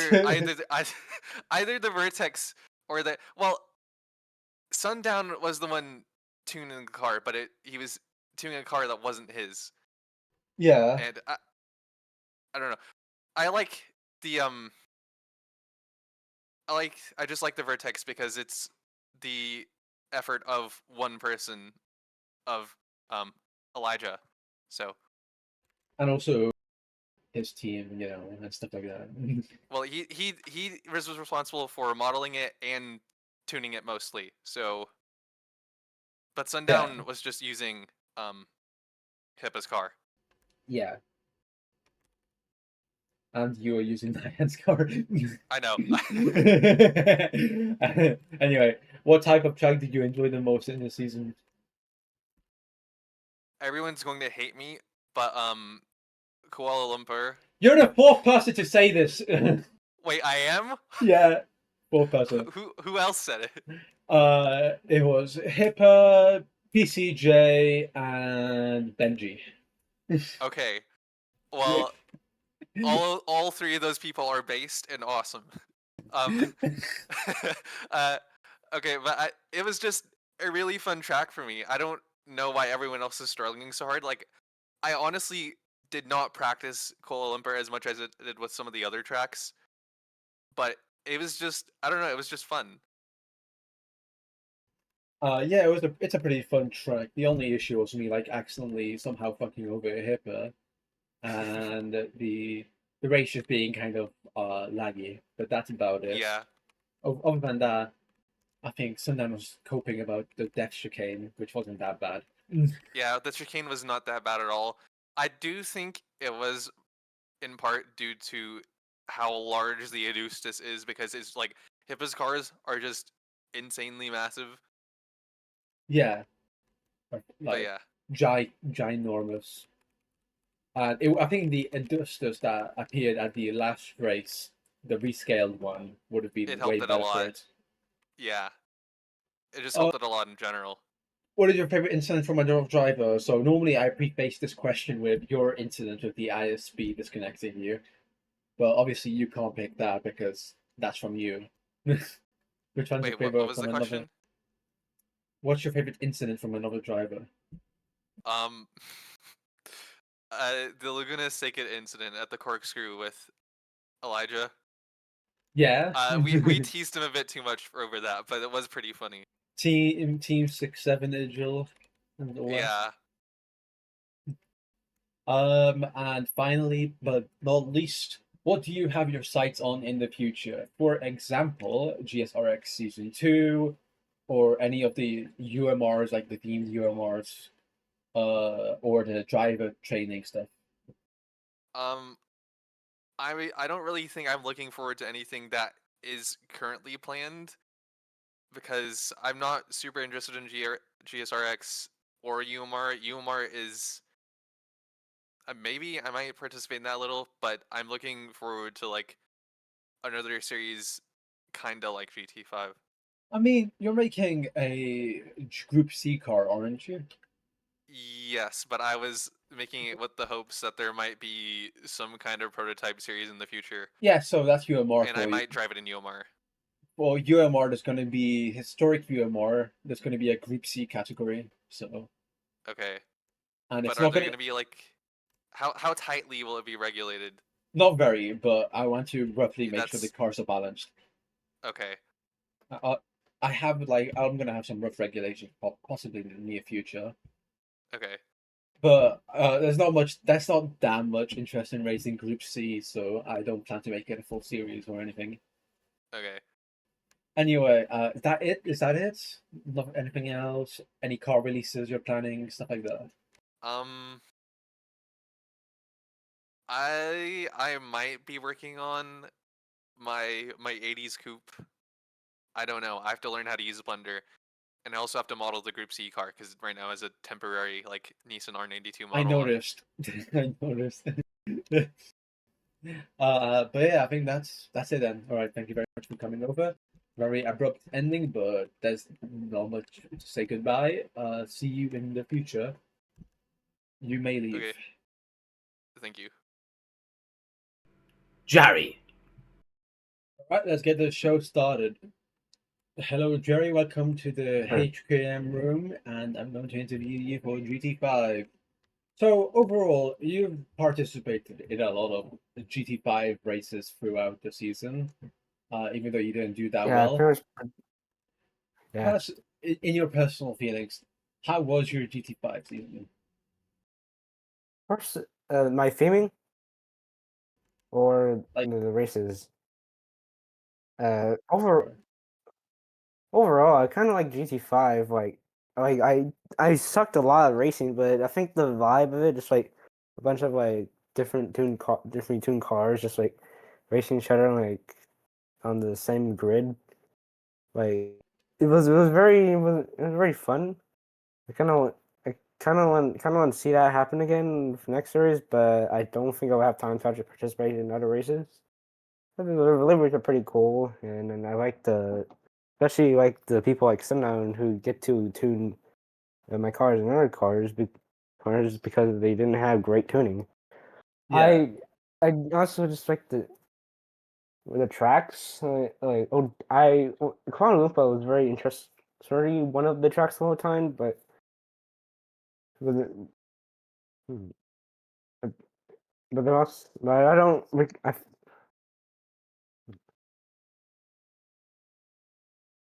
Okay. What was your best moment of the GT5 season then? I think my best moment was definitely me overtaking Javi, but I think it's just because Javi just had a very slow, like a slower car to me. Probably also because it was just probably like tuned badly. He did That not was have a definitely slow car. He had a brick shit house. well,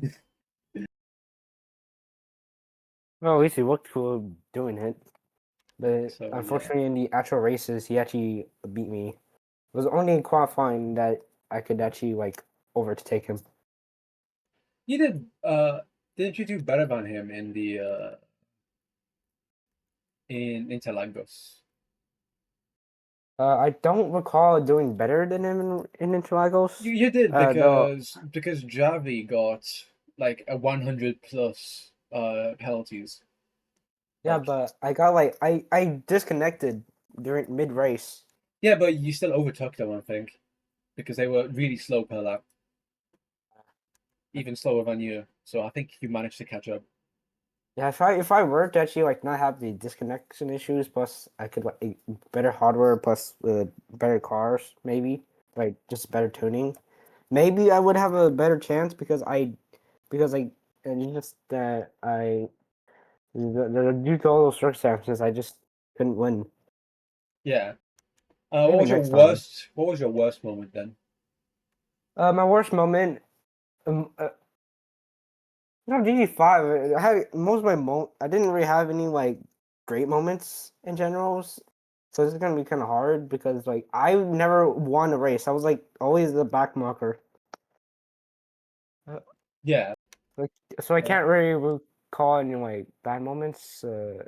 I think the bad moments like I think my worst moment was actually in Laguna Seca. I was like disconnecting rapidly like, and I kind of just like rage quit. Yeah, and you also And held back like the first race for like 10 minutes or something. I forgot. the bane of having shitty internet connections and bad hardware. I was still Yeah. with an iPhone 15 Pro Max. How did that even happen?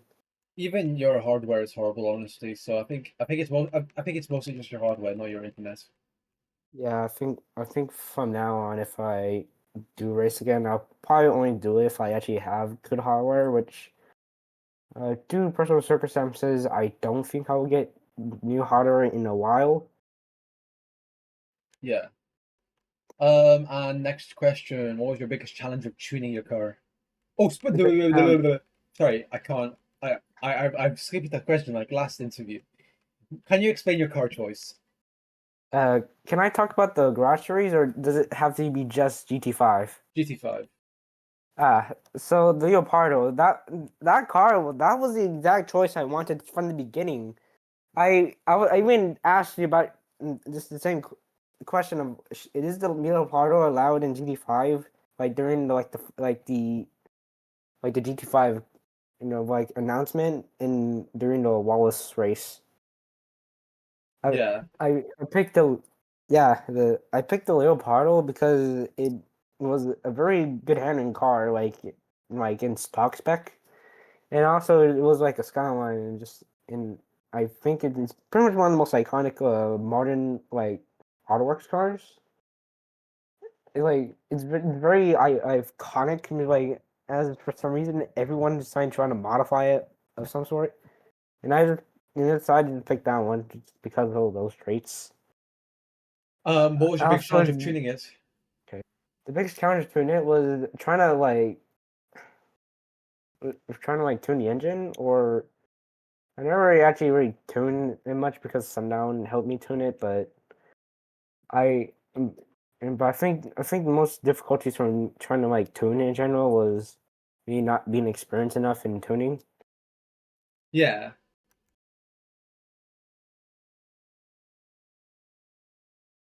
Rest through the season. The only it compared to garage races where I had to like change cars like 2 times and they were pretty and changes were somewhat drastic. The Leopardo just only really had like modification where you had like tuning done to it from Sundown, and then last race and for the last race I planned to have like a tune another retuned Leopardo but it had like some extra stickers in like a diecast halcyon, but for whatever reason that did not show up on Department Interlagos race. I have no clue what happened with that. I think the car was in the wrong tune as well for that. Don't know what happened. I think it was something on my end. So. Well, Yeah. whatever. It passes the pass. I think just something you could probably move on with. Yeah, it's whatever. It's over. Hopefully that doesn't happen again in the future. What favorite car but isn't yours in the season? I think one of cars are pretty good, Vera, but I think one of my favorite cars just like got to be maybe be either the icon or the cars like such as like hatchback because they're like high quality. Like especially like Hippo's cars. He always seems to like model with such high fidelity in like such a short time. Yeah. Like with the Tika, it had an entire like chassis modeled. I kind of Because want to see his cars release at some point. it's because he has a massive parts bin where you can just easily scrap together a car by just making like the body of it. Yeah, he's been doing Blender for so long, and he's been doing fictional cars for so long as well. Yeah, I think I want to like take more inspiration from Hippo because of that. And plus the icon is very promising to see from like Akuma. It's essentially an Acro TL for AutoWorks. Not sure about Oh, sorry. Yeah. sorry, it was not. I was about to say not sure about the other cars though. I haven't actually checked, but I think Surisi's like HS with the exhaust from the rear bumper very. It had a lot of aura, you could say. It was like, especially since it also had like it has a custom attack on the screen with the from derived from one of the other unfinished projects. Yeah. I'm starting to stumble at this point. Well, let's move What's the on to next the next question? question then. What type of track did you enjoy the most? I think most tracks are pretty good though. I think I kind of like. I think the tracks I kind of like the most were like Interlagos, and I don't really recall the other tracks, but I think sorry. So What were the Interlagos. tracks for GT5? I don't want to I recall all of them. sorry, I haven't actually looked into like HKM since I like pretty much just ever since I actually Well, if you pick Interlagos like as your favorite, then it probably is your favorite because if that's the one you can recall, then yeah. What's your favorite incident from another driver? For example, turbos crash out when their internet disconnected them.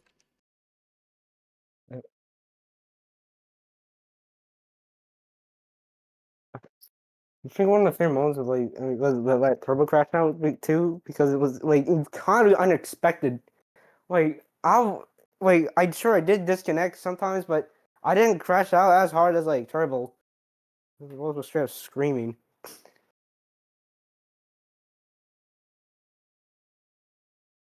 The next question: what do you have your sights on in the future, like future series, etc.? And honestly, in the future, I don't think I'll probably actually get to race again. Like I'm busy with school, band as well, and outside of school, I think like besides school, like in AutoWorks too, I like have one, two, like three, like four main projects too. Like I'm like currently working on right now. Like I'm trying to like work on the Arvon remake for Sundown and as well as the Solia, which was also my very first Blender built car, and the Halcyon, which hasn't been worked on and off like over a year, but unlike the Mondieza, it's nowhere near as finished. I still need to build the engine bay for it and the interior as well. And plus, I've been thinking of like making actual games, though I don't think I'll probably like make a full race game in a while.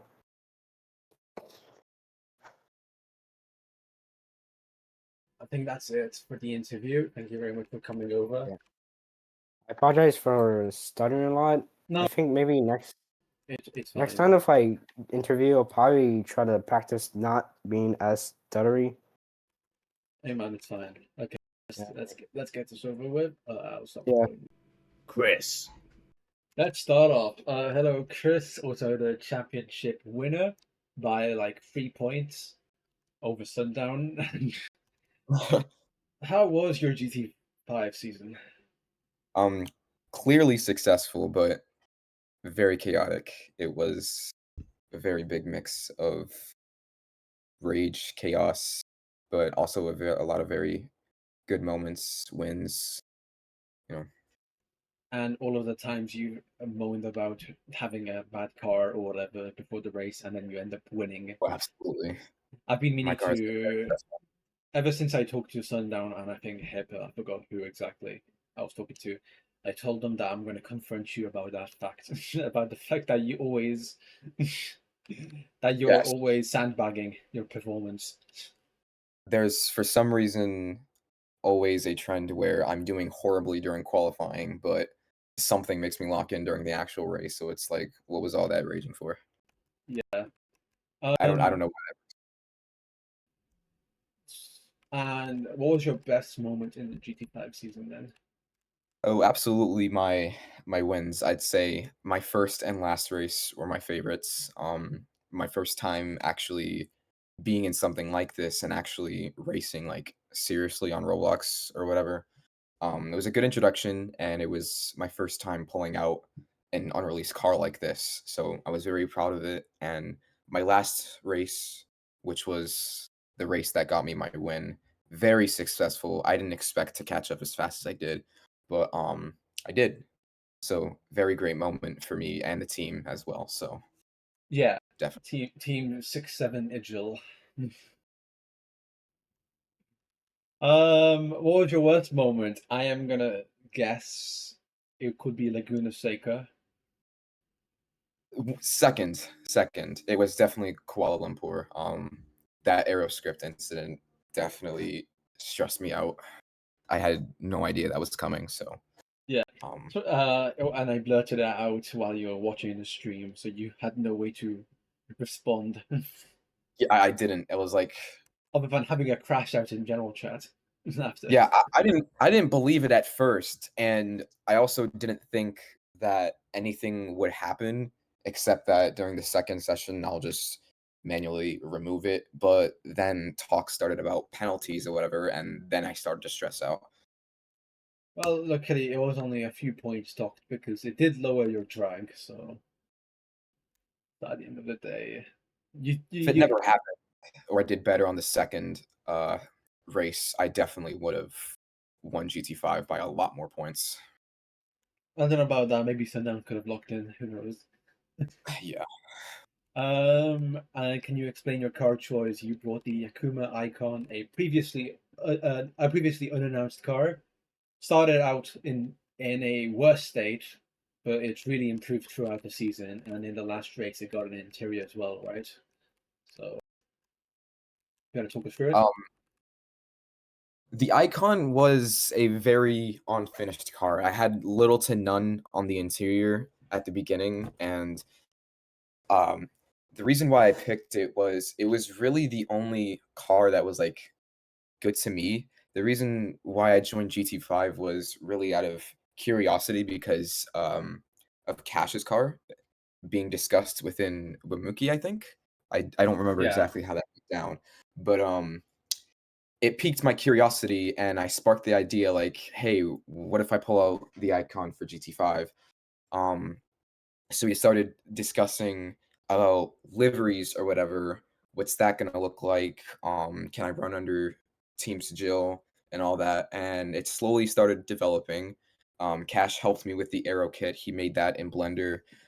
He also fixed a modeling issue in the rear bumper, which was extremely cursed before it got fixed. I did the livery, and it seemed like it was ready. So that's about that. It was really just like I don't know. It was really just like a choice that I made. just because I had that laying around and I thought it was like the best car I could possibly run. So How many years until you plan to actually release it? I want to release it this fall, but I'm low-key have not been locking in on it enough. I have been getting some progress on the interior because the exterior is pretty much done.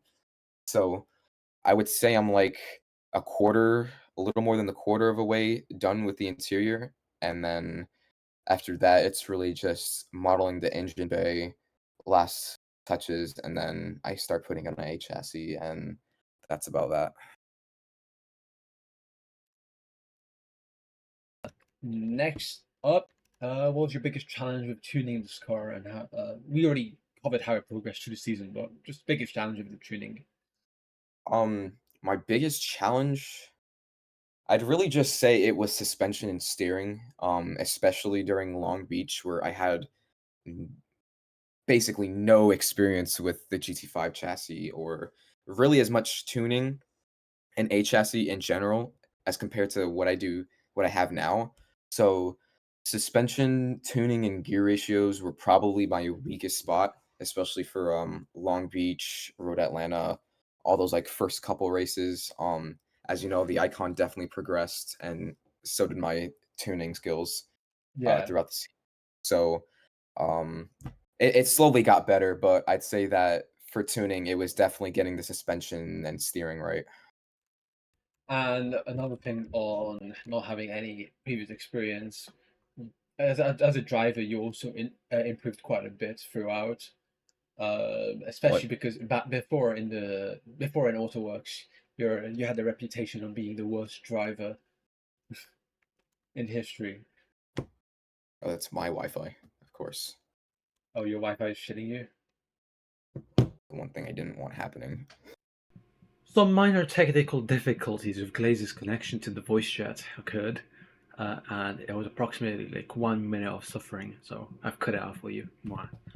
Yes, I literally have no idea what just happened. Like as And soon as you no, said, yeah, "All no right," clue what happened. Okay, so I wanted to bring up the thing about your driving skill, having developed as well, not just through GT5, but also before that, because historically in AutoWorks you were known as the worst driver ever. So, yeah, and you ended up. I believe you might have redeemed yourself. yeah, I think I proved a point with my race.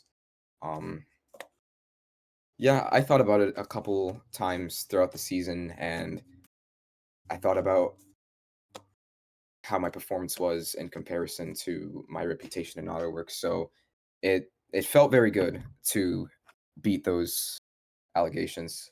So, What types of tracks did you enjoy the most?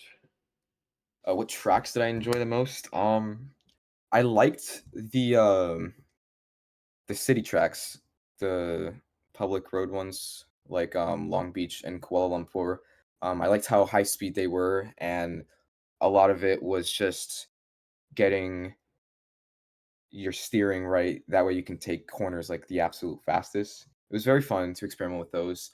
I'd also say Zandvoort was absolutely my favorite track throughout the season.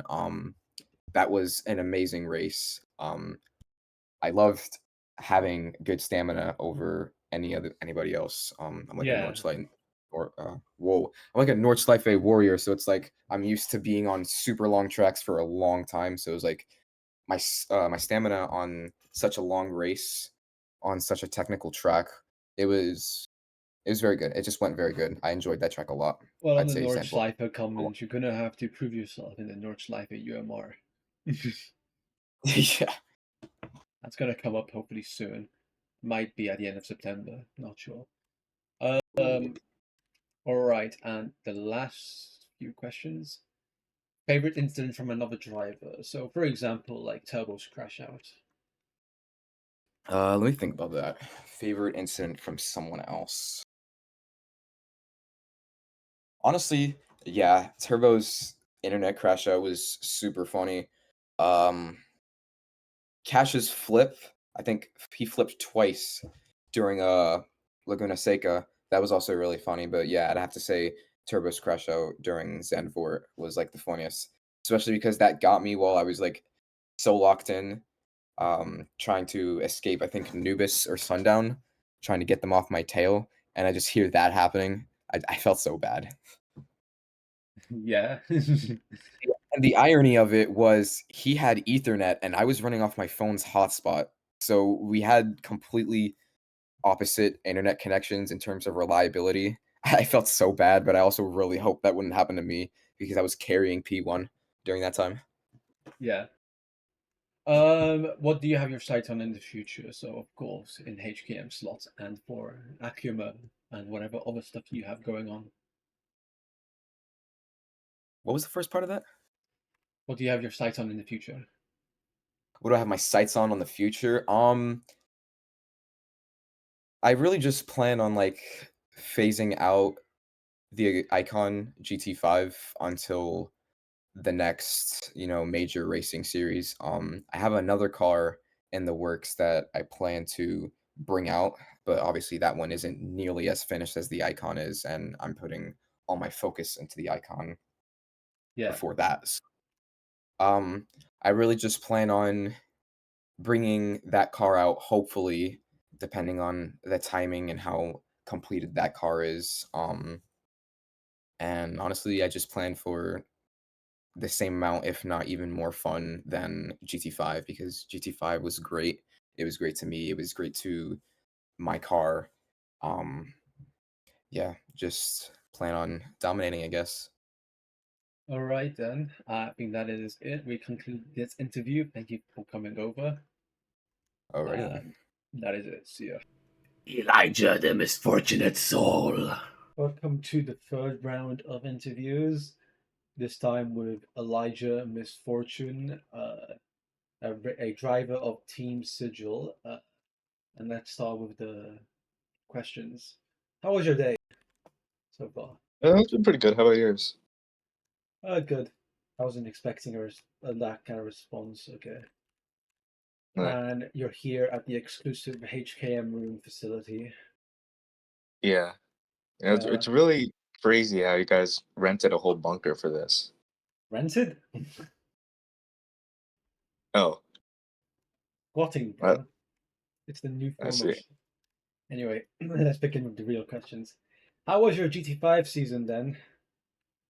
Uh, it got up to a pretty rocky start, but over time, like, it did get better. It did definitely get like more competitive over time, especially at Laguna Seca. Yeah. Most of the shortcomings I had were just like hidden problems that I didn't find out until, tail end of the season. But it's pretty fun. What was your best moment in that overall? If you could point to something. That's the moment. Uh, hmm. I have to think about it. I guess I'd say that my best moment is probably at Otawara before I wiped out. I think it was like the third round. So that was dominating pretty well on that track. Yeah. And then what was your worst? Worst moment? Probably, if it counts, probably at Spa where I had the Gunion out, and I was coming up on the main straightaway. I spun out and then I hit the bridge. So I just like walked all the way like from the backstop of the track to the RV area. And then you hung That was out. rough. Yeah. We need to talk about the Union. We did not need it. That thing lasted like what, one race before it got like just completely shelved, I don't put think into storage. did it even make it to GT5 proper? I know it was there for the Spa Open and the Interlagos. It was there for the test. Spa Open. I believe it But was that was there not the that's first. not an official GT5 race. Yeah. I believe it was there for like the first official race at Interlagos. That was not Back when that was Sundown not had an the official King Snake. race. That was a test Oh, that race. wasn't? Oh, That a was test like race? Oh, yeah, it was media the day. media day, right? Yeah. So okay, it didn't Huh, make it well, into GT5, fortunately. in that case, I don't know if it ever actually like officially raced in GT5, which is crazy because that was like the original car I had planned out from like the start. Like, yeah, I'm gonna try to run this and hopefully, get a good position with it, and it just floundered so badly. Yeah. and it did horrendously. Well, at least Yeah. you swapped over to the Vertex. Yeah. Which we have behind us. Can you explain your choice of the Vertex? Uh-huh. Why did you pick the Vertex? Just because of how like oversteery the Gunian was, I wanted to try something front-wheel drive just so I knew that it would point straight and go straight. Yeah. And what was your biggest challenge of tuning it? My biggest challenge with tuning it is probably an issue that I genuinely had no clue what it was. For about, I think, 80%, I'd say like 75% of the races, my rear track width was like slightly larger than my front track width. So it would have really good stability when it's going straight. But when you try to enter a corner and like maintain like that cornering, it would just try to straighten out so badly. Like it was almost like impossible to get it to actually like turn in. Yeah. So once I like replaced the wheels because I was thinking like, oh, is it a diff issue? Is it something like is rear suspension bottoming out? Like I replaced all the brakes, and then by some miracle, it just like it finally was able to turn. By the time Otawara came around, so yeah, And that's around the time you started actually getting competitive with the rest of the. yeah. This is funny since it was like second to last race. You were responsible for making Sundown lose the entire season because you were in second place in Interlagos. And if Sundown was Oh, that second place, he would have won. So, yeah. Dang, I didn't even know that. I figured it was just because Glaze like nabbed the victory just by like a tooth's hair. I don't even know what a tooth's hair is. Just by a tooth's hair that it was able to like get enough points. lost by one Elijah. 1 point. Dang. Yeah. The higher Yeah. echelon. Alright. And let's move on to the next question. What is the favorite car that isn't season? Favorite car that isn't mine? Uh, hmm. Sundown's Avanta was pretty nice to look at. Like the portions were nice, the wheels were nice. It was set up nicely. But Hold other than on, that, quiet. Sundown's Avanta. yeah, the You mean the wait, no, ocean? the thousand, Yeah, yeah, it 1,000. just does. Yeah, that's this. I completely blanked out on I that. mean, let's be honest. Most of Avanta, at least the modern stuff, is carried by a Hipa. So Yeah, true. I just got the two mixed up. But other than that, I might have to say Cooper's next, which as far as I know only raced at what was it? It was crap. It's like Atlanta, I think. which car again? It was Cooper's Enix Oh, that he Cooper's speaks of Enix. Yes, yeah, yes, yeah. That thing looked nice, but it just floundered. Road Atlanta, yeah. yeah. And Yeah. Yeah, that's like the only time I can really think of seeing it. and what type of track did you enjoy the most? Uh, hmm. You could just name some tracks that you liked, or you Yeah. can name a type of track like a street circuits, etc. Yeah. I'm kind of biased towards Laguna Seca, just because, it's a track local to me that I know decently well. Yeah, you're a But desert yeah, man. other than that, probably Koala was pretty like a pretty big mess. Daytona was pretty much the giant power track. I think I might have to say Spa, even though it was just for the open. Yeah. It was a pretty nice track. Let's talk about your favorite incident from another driver. Favorite incident from another driver? Uh, hmm. Well, I mean, at Long Beach, when Fenn just flew just out of the blue like 20 feet on the straightaway, that was pretty funny.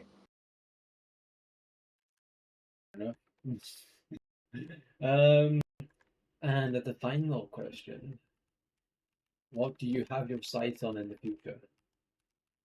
Well, I have my sights on getting a better standing in the next season of Garage Series that might happen.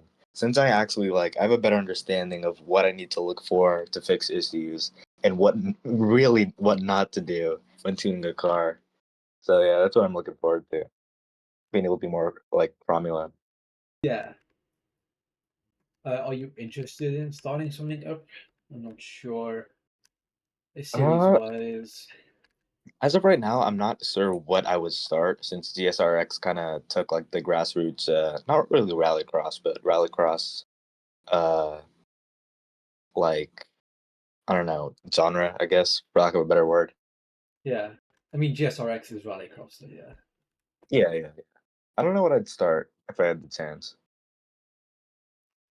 All right, and I think that concludes it. That was All very right. nice and short, possibly one of the shorter ones we had. Shortest. Oh, really? But I don't Oops. know. All right.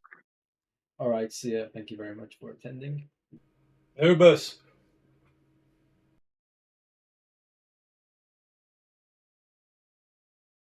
Yep.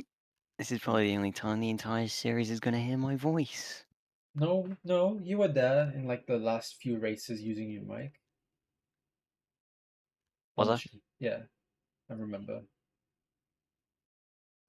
I was on mute for every race I did. No, but I did also stream the other parts of the races, not just the races themselves. So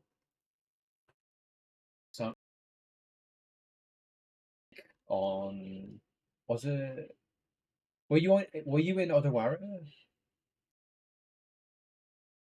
I did do that race, but I don't think I spoke. I think you did. We'll see. We can confirm Dementia. later. Anyways, What how the was fuck is called your up doing it? how was your GT5 season? Alright, pretty decent. 3 wins. Could have been more if I'd been here earlier and had the Sorelli Yeah, earlier. or choose your own car as well. I can't choose for shit. Not with that attitude. Gotta get just doing it, and you'll improve over time. Yeah, I do need to start trying to figure it out sometime soon. What was your best moment then? Probably Laguna Seca weekend. Yeah, Apart you, from maybe you kind of the just go field. apart from maybe the small fuck up I had on lap 1 at the corkscrew, it was pretty much the cleanest weekend out of them all. Yep, no competition. Pretty much. As unfortunate as some people say that would be, pretty good for you on that weekend. What was your worst then? The misery of Zandvoort and Kuala Lumpur, or I don't know how you pronounce it, but those first 2 races with that bloody Roker were a fucking misery. Yeah, the Roker, the tire wear issues and all of that shit. I was competitive in Zandvoort, and then the tire wear kicked in, and suddenly I was Not a fidget spinner. competitive. The best way to put it. We can blame Oldman on that for making the car. And KL for race 1, I tried to take a gamble controller and I messed it up. Can't really say much about that. Race 2, so close to having a total sweep of that race, lap 1 to lap 8, and then I fuck it up at that chicane section. I forgot what you call it, the one with the pillar. Yeah. And I lost it to like that turbo. either. Well, big cars did not like that chicane at all. What was your sorry? Let's talk about the next stuff then. Let's talk about your car. Why did you pick? Well, obviously you started out with the Roca and then you moved to the Sorelli. Why did you move to the Sorelli?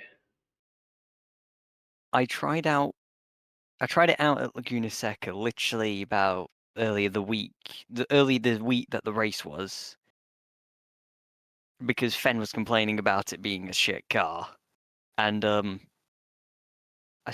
basically set the benchmark time of that entire weekend, pretty much. It was in Laguna Seca, it was an overall solid car. Really good for that circuit. Carried over to what was the next race? That was Odawara, wasn't it? Yes. I did struggle there, but the thing is that honestly, my race pace is better than my quali pace sometimes. Interlagos was only the real big letdown of the car, honestly. Yeah. It just struggled to make the corners for some reason. Well, And then because it's a fat car, so. yeah, and then I tried the undercut. It did work briefly, but then tire wear said hello. And suddenly my entire strategy was out the window. Tire wear is a prevalent trend with you. Quite a lot of tire wear issues. My issue is I'm all or nothing with the power. It's either About- full push or no power, so I shred tires like crazy. I don't think it's specifically your driving style, but also the car choices you had. Firstly, Roku with the very unreliable tires and very peaky characteristics, and then the Sorelli, which is a fat ass front wheel drive brick. Not that bad for a brick, to be fair. You didn't tune it, but how did the car progress throughout the remainder of the season? I know you had the no livery. No livery, livery for this weekend. Insert sponsor here. and then you moved on to this, which looks nicer, but unlike the I did icon, update it. I don't have the very latest version, so. But unlike the Yeah, icon, this didn't get an interior, so unfortunately. It'd be nice yeah, if the only this- progression was livery, really. Yeah. What was your favorite car that isn't yours in the season? Ooh, that's a good question. I didn't really think of that until now. In the back, you can Ooh. see a few cars that did end up in the season. What's the free? Is there a free cam keybind here? No. Nope. Damn. I have free cam, Much. but you don't. It's a very good question. I'm having to think this one right now. I mean, the icon wasn't too bad. That was probably one of the more frequent ones I saw. It was either that or the what was it that Sundown had? Wasn't it a Norwegian? Yeah, that was definitely one I saw quite often.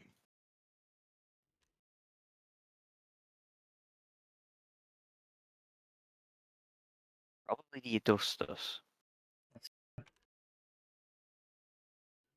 It makes sense that Yep. you like other brakes. Alright, what types of tracks or what specific tracks did you like the most? Ooh. If KL wasn't such a bitch to me with the tire wear, that was a pretty fun track overall. Fifth person to say Kuala Lumpur for this question. Laguna Seca was quite fun. Enjoyed that one. Yeah. Zandvoort was pretty decent until tire wear. I didn't really try any of the others because I came in like halfway through the season, I think. Was it halfway? I think. God knows, I only did 5 races technically. And then favorite incident from another driver. The turbo one. Of course, that's a classic. I was right behind him when that happened as well. Or I think he was right behind me. It was one of the two. Yeah. No, I was Over- behind him. He stops in the middle of the track out of nowhere, disappears, so I gain an extra place. And then I just hear him come on back on the mic with that cry. That was pretty The one fucking where funny. I do feel sympathetic. Yeah, I did have to deal with that quite a lot. Not on this game, but on other ones. And then the last question: what do you have your sights on in the future? For example, I know you've been working with you finally dropped the thingy, my bob, the open top thing. C95, Yeah, C95. Yes. which is currently having issues because it fucking understeers and I can't do anything about it. So I'll have to sort that out at a later date. Any other projects? There's we got an F1 car on the way from the 60s. There's a collab with Javito, whatever you call it, for a Group C Yes. car. Not sure what else, honestly. And do you plan to compete in just- any future series we have planned? Absolutely. Which ones in particular are you eyeing? If isn't there a GSRX season 2 planned? Yeah, coming. It's going to be happening. Yeah, I've got I was working on a Trino Vio variant for it. Very nice. And I think that is it, though. Unless you have anything Hoping to else you want score to a say. championship somewhere. Maybe. There will be Don't think some there's themed UMRs for like the historic stuff, so like Group C, etc. will be competitive with each other. Fun. Don't really have anything else to add, honestly. And that's it. That's it. And that's the end of the interview. Thank you very much for coming The over. end of the interview. No problem. This is probably one of the very few times you will hear my voice in relation to a racing series. All right, and that is it. Thank you very much for coming over. Bye bye. Yeehaw! I hope you all enjoyed all that. Like and subscribe for more videos like this. This is like the third time I did this voice because I could not get it right the first two times, and there were some interruptions in the first clip as well. Oh my god! Okay, yeah. Subscribe to my channel. It's not gonna do anything to like because I'm not a YouTuber, but fuck yeah, do it anyway. I'm waiting. Chop chop. Come on. I'm waiting.